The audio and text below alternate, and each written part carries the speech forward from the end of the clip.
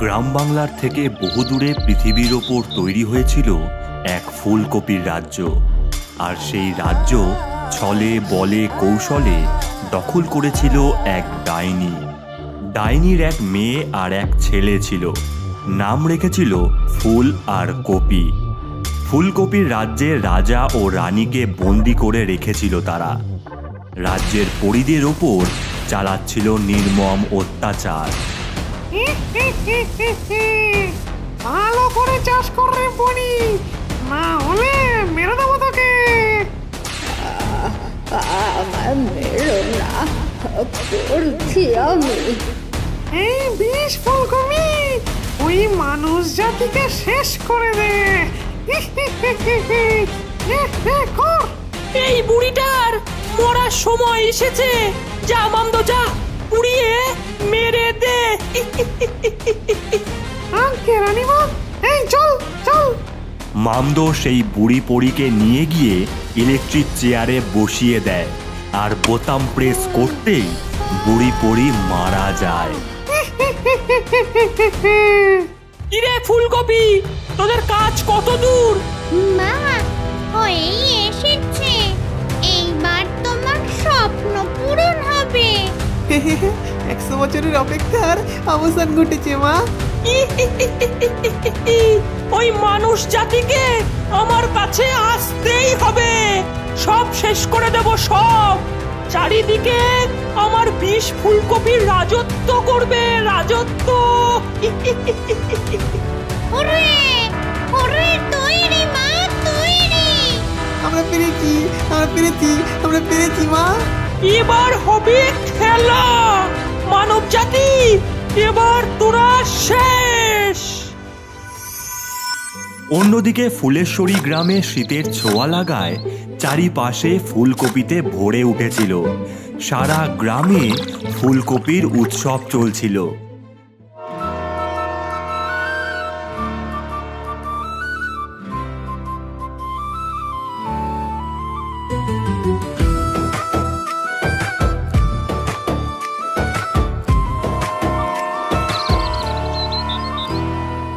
এলো এলো এলো রে গ্রাম জুড়ে এলো ফুলকপি, তাক ডুমা ডুম ডুম ডুম বাজলো মাদল, হাসলো গ্রামবাসী। ওরে কোথায় যাবি কোথায় পাবি, আয় মোদের গ্রামে। ফুলকপিতে ভরা ঝুড়ি পাবি মোদের প্রাণে। এলো এলো এলো রে গ্রাম জুড়ে এলো ফুলকপি, তাক ডুমা ডুম ডুম ডুম বাজলো মাদল, হাসলো গ্রামবাসী।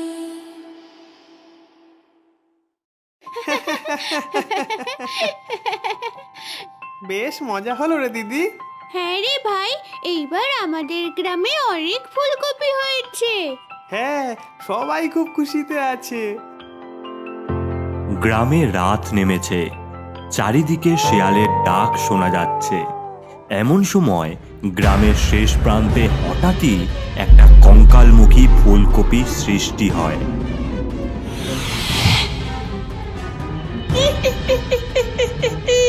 মামদো, কাজটা সেরে ফেল।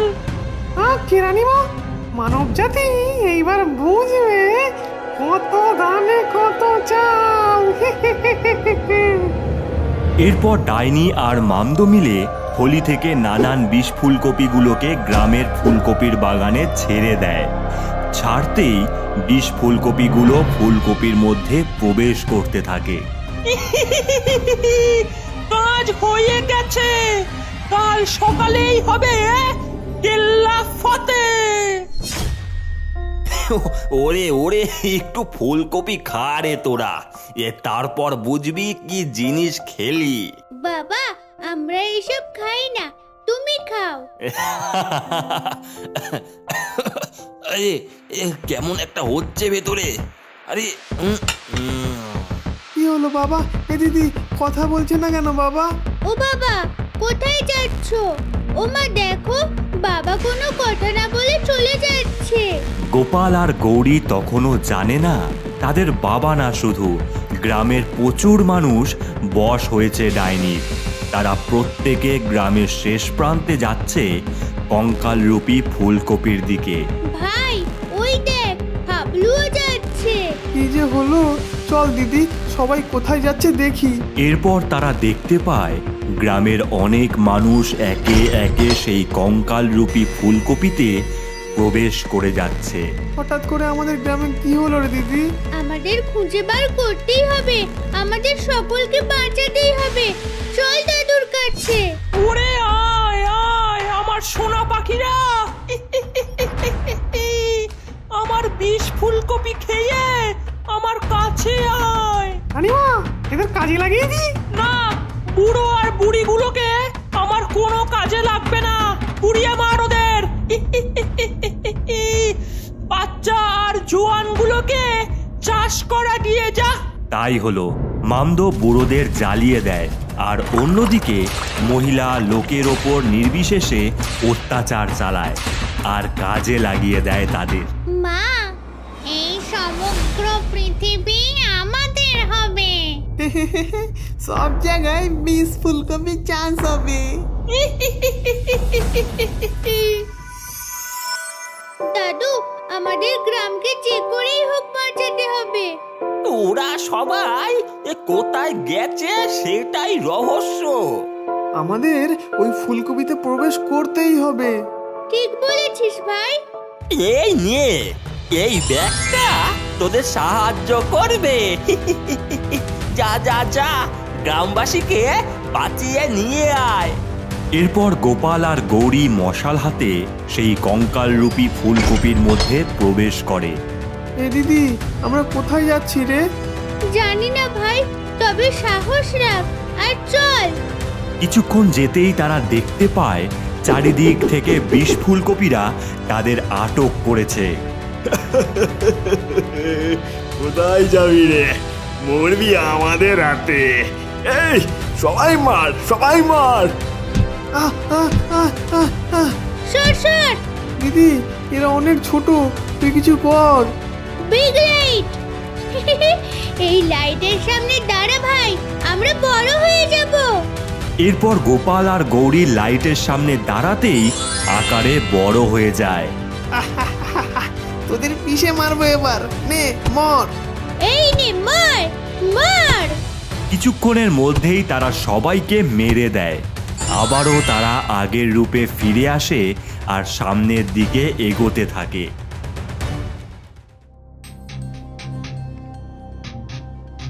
ভাই রে, এ তো কি ভয়ঙ্কর জায়গা। এখানে আবার কি থাকবে কে জানে। আমার ঘুম ভাঙিয়েছিস তোরা। আমার খিদে পেয়েছে এখন ভীষণ। দিদি রে, এ তো রাক্ষস, এবার কি হবে? ভয় পাস না। এই রাক্ষস, আমাদের যেতে দে। এই যেতে দেব? এই ছেলে, আগে তোকে খাই। এইদিকে আয় দেখি। রাক্ষসটা গোপালকে হাত দিয়ে তুলে নেয়। দিদি, দিদি বাঁচা আমায়, দিদি, দিদি বাঁচা, বাঁচা। ভয় পাস না ভাই। আইডিয়া, স্মল লাইট, আমায় ছোট করে দাও। লাইট পড়তেই গৌরী ছোট হয়ে যায় আর দৌড়াতে থাকে। রাক্ষসের গা দিয়ে উঠে কানের মধ্যে দিয়ে রাক্ষসের পেটে প্রবেশ করে। আমার ভাইকে খাবে? দাঁড়া, এই নে, জ্বলে পুড়ে শেষ হ। গৌরী মশাল দিয়ে জ্বালিয়ে দৌড়ে বাইরে বেরিয়ে আসে আর রাক্ষস আগুনে পুড়ে যায়। না না, সাব্বাস দিদি, এই না হলো আমার দিদি। হয়েছে, চল এবার। ওরে ওরে, ফুল আর কপি, এরা কারা? আমার কালুকে মেরে দিল। যা যা, ওদের শাস্তি দে গিয়ে। যাচ্ছি মা। গোপাল গৌরী কিছুটা যেতেই তাদের সামনে হাজির হয় ফুল আর কপি। আজ তোদের কে বাঁচাবে? ছেড়ে দে আমাদের। আমরা আমরা গ্রামবাসীকে বাঁচাবোই। আগে আগে নিজেদের বাচ্চা। এই নে, এই নে। দিদি রে, খুব জোরে লেগেছে। আমার ভাইকে মারা? ব্যাগ, তুমি আমায় ঢাল দাও। বলতেই গৌরীর হাতে একটা ঢাল চলে আসে। এতে কি হবে? এই নে। ইয়া!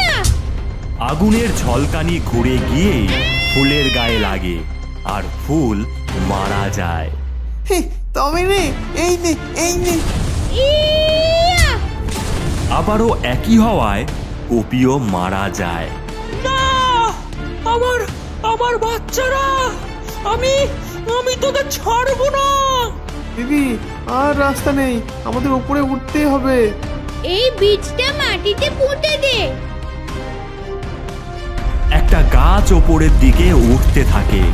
ভাই উঠে পড়। ইয়া! চল দিদি।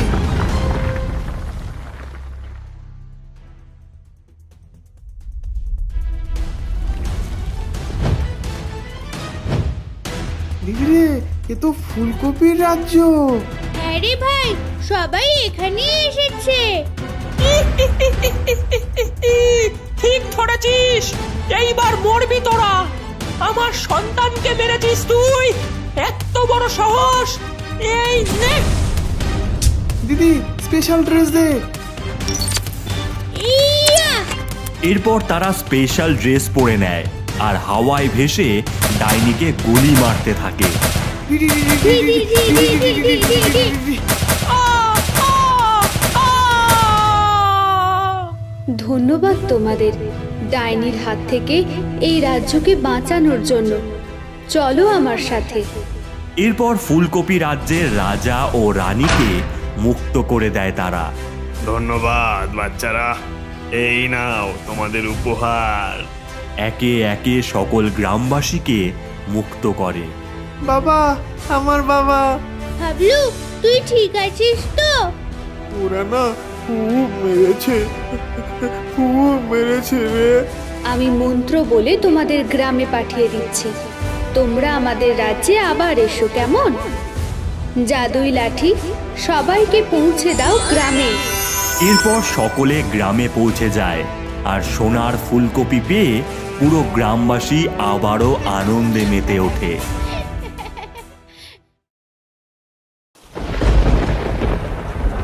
বেগুনকোদর গ্রামে এক মা হনুমান তার 3টি সন্তান নিয়ে বসবাস করত। অভাবে খিদের জ্বালায় প্রতিদিন খাবার তাদের জুটত না। একদিন প্রচণ্ড কালবৈশাখী ঝড় হওয়ায় ওরে, এই ঝড়ে কিভাবে খাবার আনতে যাই বলতো তোদের জন্য? কিন্তু মা, আমাদের যে ভীষণ খিদে পেয়েছে। হ্যাঁ মা, তুমি যেভাবেই হোক কলা নিয়ে এসো। ওরে ওরে থাম, আনছি বাবা। তবে শোন, আমি যাওয়ার পর আমি ছাড়া অন্য কেউ আসলে দরজা তোরা খুলবি না। কেন মা? এই বনে এক ডাইনি রয়েছে, অনেক দিন ধরে তোদেরকে খেতে চায়। সাবধান, আমি কিন্তু থাকছি না। ঠিক আছে মা। এরপর ঝড় বৃষ্টির মাথায় মা হনুমান ছাতা নিয়ে খাবারের সন্ধানে চলে যায়। দাদা, মা তো নেই, চলো আমরা আনন্দ করি। হ্যাঁ বোন, চল, হুররে! আজ আমাদের আনন্দের দিন, নাচবো, গাইবো, অনেক অনেক দুষ্টুমি করব। আর সবশেষে মায়ের হাতের রান্না খাবো। ওরে, আমি এসে গেছি রে খাবার নিয়ে, দরজাটা খোল। এ কি, এ তো মায়ের গলা। এত তাড়াতাড়ি চলে আসলো মা? উফ দাদা, দরজাটা আগে খোলো। এরপর তারা দরজা খুলে দেওয়ায় মা হনুমান কলা হাতে ঘরের মধ্যে প্রবেশ করে। মা, কত খাবার এনেছো? খাবার? হ্যাঁ, খাবার। তোরাই আমার খাবার, তোদেরকে এইবার খাবো আমি। ওরে বাবা, এ তো আমাদের মা না, এ তো ডাইনি। অনেক দিন ধরে তককে তককে ছিলাম, আজ তোদের সব কটাকে আমার পেটে পুরবো। এরপর বাচ্চারা ভয়ে লোকানোর জন্য পালাতে থাকে। একজন রান্নাঘরে থাকা ড্রামের মধ্যে লোকায়, আর একজন দেওয়ালে ঝুলতে থাকা ঝুড়িয়ের আড়ালে ঢুকে পড়ে, আর একজন আলুর বস্তার মধ্যে ঢুকে পড়ে। কিন্তু ডাইনি তখনও জোরে জোরে হাসতে থাকে। কোথায় লুকাবি রে? আয়, একেবারে আমার পেটে লুকাবি তোরা। এরপর ডাইনি বাচ্চাগুলোকে একে একে খোঁজে আর সব কটাকে গলা ধরে একসাথে মুখ বড় করে গিলে খেয়ে নেয়। যা, এবার পেটে গিয়ে থাক, যখন আমার মনে হবে তখন হজম করে নেব। সেই রাতে ডাইনি বাচ্চাগুলোকে গিলে সেখান থেকে উড়ে চলে যায়। পরের দিন সকাল হয়। মা হনুমান ঝুড়ি মাথায় করে কলা নিয়ে ফিরতে থাকে বাচ্চাদের জন্য। আজ বাচ্চারা অনেক খুশি হবে, ওদেরকে কলার নানান রেসিপি বানিয়ে খাওয়াবো। এ কি, দরজা খোলা কেন? গোপাল, সুভদ্রা, কোথায় তোরা? বলরাম, কোথায় তোরা? আওয়াজ দিচ্ছিস না কেন? গোপাল, যার ভয় পাচ্ছিলাম সেটাই হলো না তো? না, আমাকে খুঁজতে হবে আমার বাচ্চাদের। এরপর মা হনুমান তার বাচ্চাদের খুঁজতে শুরু করে। বন জঙ্গল, পুকুর পাড়, মন্দিরে কোথাও দেখতে পায় না। এরপর সে গাছের ঝুড়ির সাহায্যে ঝুলতে ঝুলতে যায়। গোপাল, বলরাম, সুভদ্রা, কোথায় তোরা? সাড়া দে। এক গভীর ঘন অরণ্যে ডাইনি ঘুমিয়ে রয়েছে, আর তার পেট থেকে আওয়াজ ভেসে আসছে। মা, মা, আমাদের বাঁচাও, আমাদের বাঁচাও, আমাদের বাঁচাও। পুরো গ্রাম খুঁজে নিলাম, কিন্তু কোথায় আমার বাচ্চারা?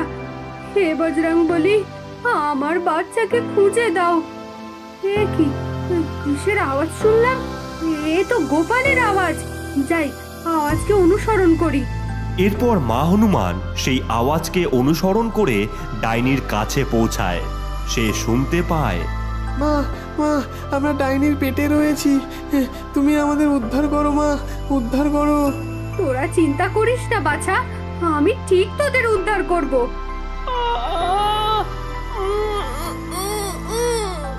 এই ডাইনি মনে হয় জেগে যাবে, তবে একে আমি ছাড়বো না। কিন্তু এখন আমায় যেতে হবে। ক্রোধে রাগ চেপে রেখে মা হনুমান সেখান থেকে চলে যায়। আর এদিকে ডাইনি ঘুম থেকে ওঠে। উফ, জব্বর ঘুমটা হলো, তবে শয়তান বাচ্চাগুলো খুব জ্বালাচ্ছে। আজ রাতেই ওদের হজম করব। কি ডাইনি দিদি, একাই খাচ্ছ? একাই হজম করছো? আমরা কি খাবো না? খাবো না আমরা? উফ, চলে আসলো ভিখারির মতন খাবার চাইতে, খেয়ে হজম হলো না এখনো। দেখ ডাইনি, আমাদের খাবারের একটা ব্যবস্থা কর। আরে আরে আরে, রাখছো কেন? সব ব্যবস্থা আছে। কি ব্যবস্থা?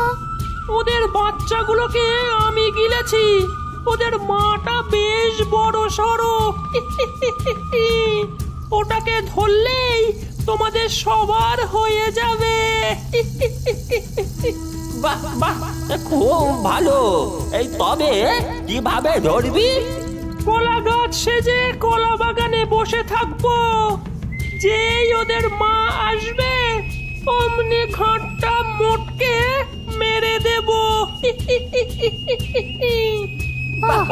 ডাইনি, বাহ। কথা মতন ডাইনি উড়ে গিয়ে কলা বাগানে কলা গাছ সেজে বসে পড়ে। এই বুদ্ধিটা কেমন বার করেছি বল? হ্যাঁ ভাই, কলাগুলো বিক্রি করে আমরা আমাদের ব্যাট আর বল কিনবো। এ পাচু, তাড়াতাড়ি ভ্যানটা চালা, আবার কলাগুলো বেচতে যেতে হবে তো। এরপর বাচ্চারা ভ্যান নিয়ে কলা বাগানে ঢোকে, আর সবাই গাছ থেকে কলা পাড়তে থাকে। হাবলু কলাগুলোকে বস্তায় ঢোকাতে যাবে, এমন সময় সেখানে মা হনুমান এসে হাজির হয়। এ কি হনুমান, এই হুস হুস হুস। যা যা, হুস হুস। আমায় দয়া করে তাড়িও না তোমরা। কি রে পাচু, এ তো কথা বলছে রে। আমার কাছে সময় অনেক কম, তোমাদের কাছে সাহায্য নিতে এসেছি আমি। আমার বাচ্চাদের ওই ডাইনি গিলে নিয়েছে, ওদেরকে উদ্ধার করতেই হবে। এ কিভাবে হলো আমাদের বলো তো? এরপর মা হনুমান সমস্তটা খুলে বলে।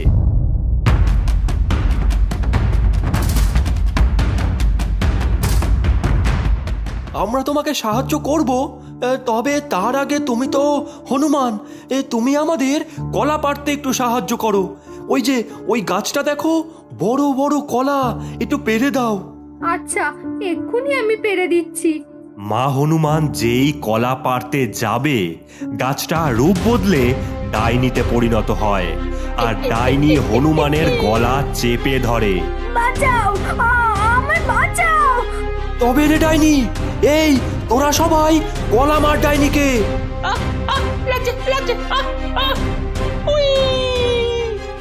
তুমি ঠিক আছে তো হনুমান? তোমাদের অনেক ধন্যবাদ আমায় বাঁচানোর জন্য। আমার মাথায় একটা বুদ্ধি আছে তোমার বাচ্চাদের উদ্ধার করার জন্য। কি বুদ্ধি?